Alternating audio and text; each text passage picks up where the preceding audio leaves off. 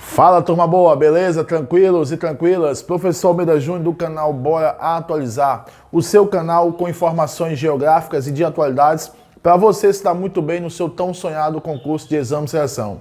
Eu sou o professor Almeida Júnior, esse é o canal Bora Atualizar. Solta a vinheta, papai!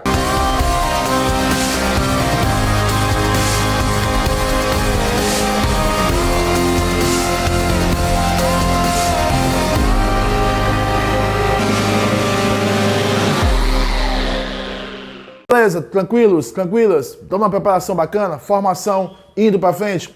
Turma, nossa temática de hoje é estar remetendo a algo que não acontece desde 1981, tá? Algo que acontece desde 1990, tá? Saiu agora, no dia 3 de março de 2020, os números, segundo o Banco Central, segundo o Instituto Brasileiro de Geografia e Estatística, saíram os números do PIB 2020 do nosso país.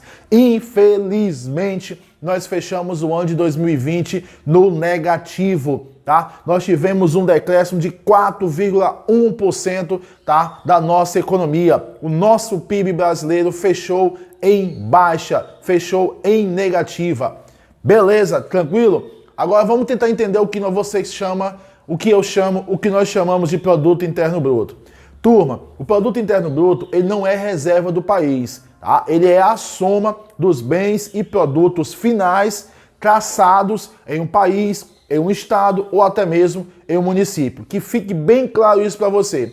O PIB, ele é uma soma dos produtos e bens finais. Por quê? Porque, por exemplo, você pode pegar algo que custa R$100, esse algo pode ser produzido um outro produto, um outro bem que já está custando 200, desse segundo bem pode subir para 600. Não. A soma não é você pegar esses 100, os 200 e os 600, reunir 600 mais 200, 800 mais 100, 900. Então produziu aquele bem, produziu 900. Não. A diferença ali começou no 100.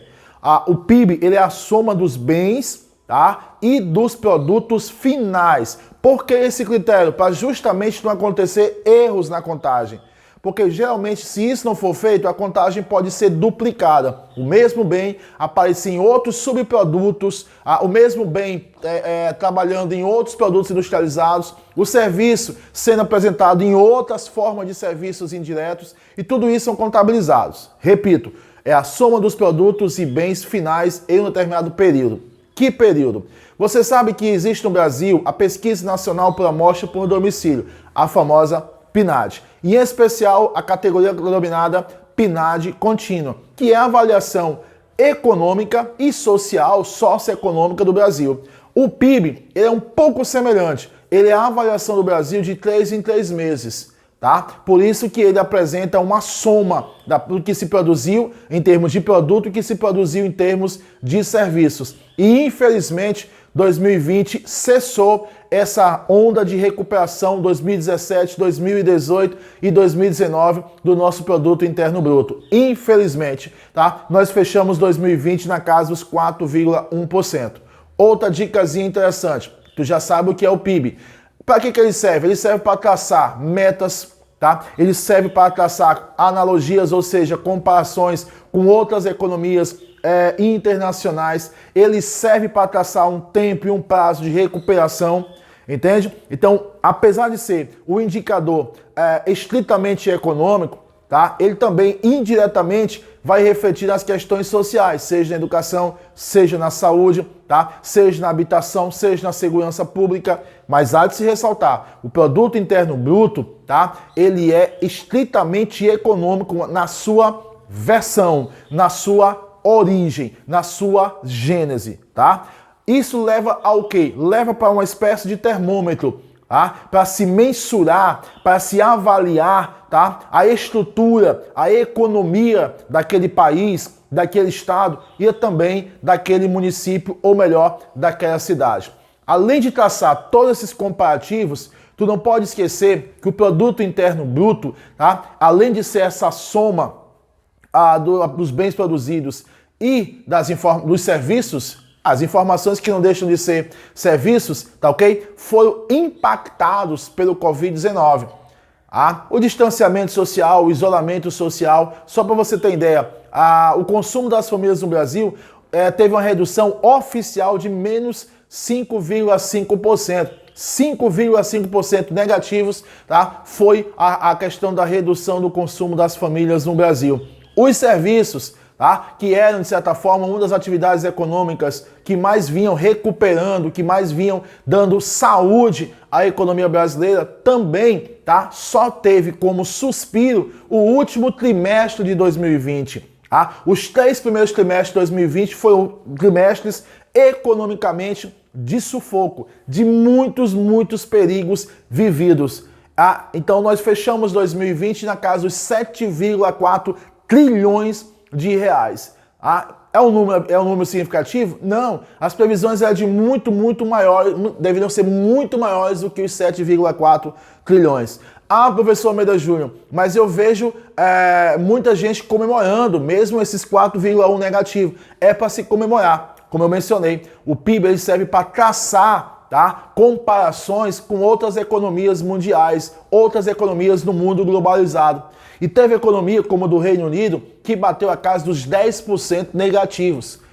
Então, comparando os 10% do Reino Unido, que são 10, 15, 20, 30 vezes superior à potencialidade, à pujança econômica brasileira, observa que existem prejuízos maiores no mundo inteiro.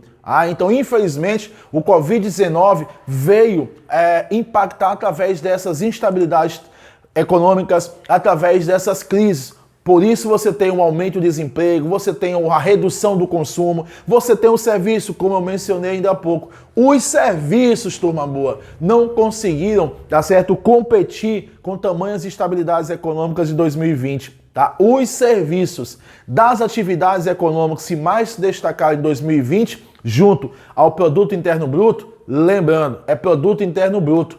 Então nem todos desses 7,4 trilhões de reais ficarão no Brasil em 2021, porque é produto interno, não é produto nacional bruto, ou seja, é a soma de todos os bens e produtos, e esses bens, e esses produtos, e esses serviços, eles podem ter sido produzidos tanto por empresas de origem brasileira, como também empresas de origem transnacional, de origem estrangeira, certo? Não esqueça também, tá, que o PIB, ele, como é uma questão estritamente econômica, ele trabalha em cima da medição dos preços e dos impostos. Onde, Almeida Júnior? Lá na ponta, ou melhor, no consumidor. Não esquece dessa dica, tá? Como que se avalia, como que se mede, como que se mensura, tá? O PIB através dos preços, através dos impostos levado ao consumidor. Na realidade, para você perceber bem,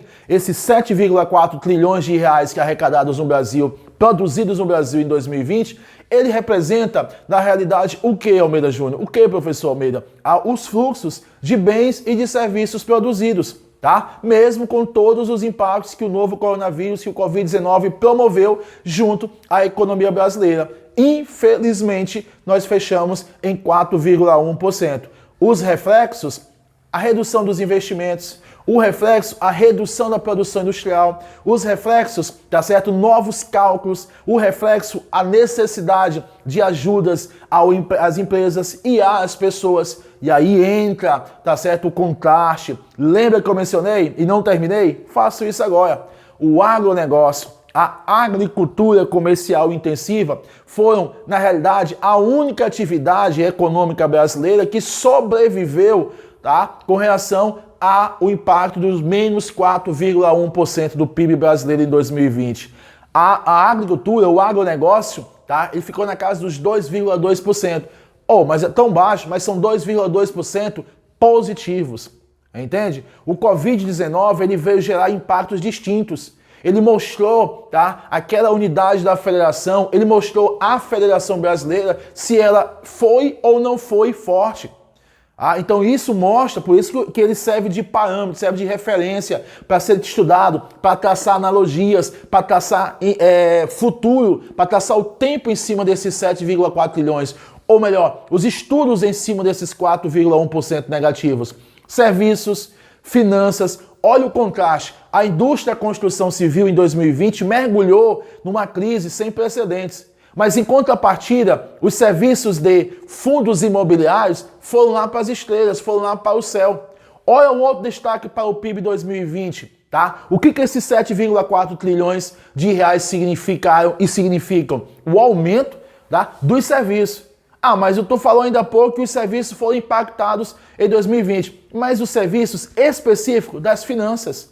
2020 foi um ano que o Brasil mergulhou na questão dos financiamentos, financiamentos ou refinanciamentos, né, de empréstimos, ou seja, utilizando as instituições ou agências financeiras. Vamos por regiões. Quem foi os maiores destaques em termos de regiões? A região norte e a região centro-oeste. Tá? A região norte teve dois grandes fatores. A questão ainda da indústria de eletroeletrônicos, por exemplo, a formação de termômetros digitais, bastante utilizado na atualidade de Covid-19. E também, tu tem que lembrar que a região norte do Brasil, ou melhor, a macro-região norte do Brasil, segundo o IBGE, também é uma área de fronteira agrícola. A região ou a macro-região centro-oeste se destacou principalmente pela questão do agronegócio. Repito, a única atividade econômica brasileira que não sofreu os impactos negativos, tá, do ano de 2020. As demais regiões, nós tivemos uma região sudeste que ficou na casa de 1,3%, nós tivemos uma região sul que ficou na casa de 2,1%, nós tivemos um nordeste que ficou na casa dos 2,1%. Calma, tem um detalhe, negativos. Tá certo? Todos negativos, com exceção do norte e da região centro-oeste. A indústria do Brasil levou uma pancada de 3,5% de prejuízo. O setor terciário, que é o comércio e a prestação de serviço, fechou 2020 em termos de PIB com um prejuízo de menos 4,5%. A única exceção foi a agropecuária, que juntando a agricultura mais a pecuária, ou seja, o agronegócio da agricultura mais a pecuária intensiva, ficou no caso, ou na casa, melhor dizendo, dos 4,5% positivo. Então são números que realmente assustam. Só para você observar, o setor de serviços, que eu venho batendo muito nisso com esses resultados negativos do PIB brasileiro 2020, o setor de serviços pegou uma pancada de menos 4,5%. Como eu mencionei, o que chamou a atenção também com esses números do PIB 2020, tá? Que foi a questão do consumo das famílias brasileiras reduzir em 5,5%. Daí você entende, tá, ok? Porque também isso refletiu na indústria. Daí você entende porque que isso também refletiu na questão da prestação de serviço. Vamos falar do consumo do governo? O PIB 2020 brasileiro mostrou que em 2020 o consumo do governo, tá, teve um impacto negativo de 4,7%. Balança comercial. A balança comercial brasileira fechou negativa, fechou no negativo, fechou em queda. Só para você observar, a pancada, o impacto das exportações do Brasil no ano passado foi na casa de menos 1,8%. Já as importações teve um impacto ainda maior, na casa dos 10%.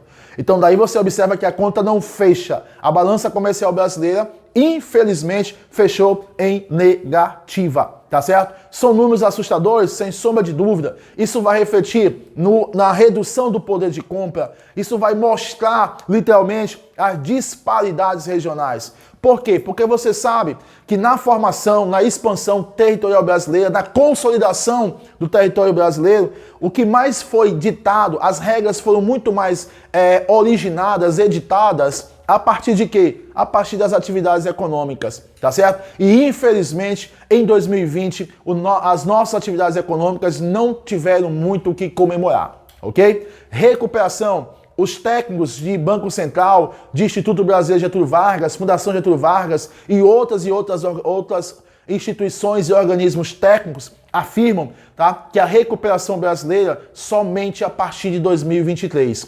Infelizmente, foi uma divulgação no último dia 3 de março de 2020 que realmente impactou e, de fato, externou, confirmou os diversos impactos negativos que o ano de 2020, em anos de pandemia, ocasionou juridicamente e fisicamente. Beleza?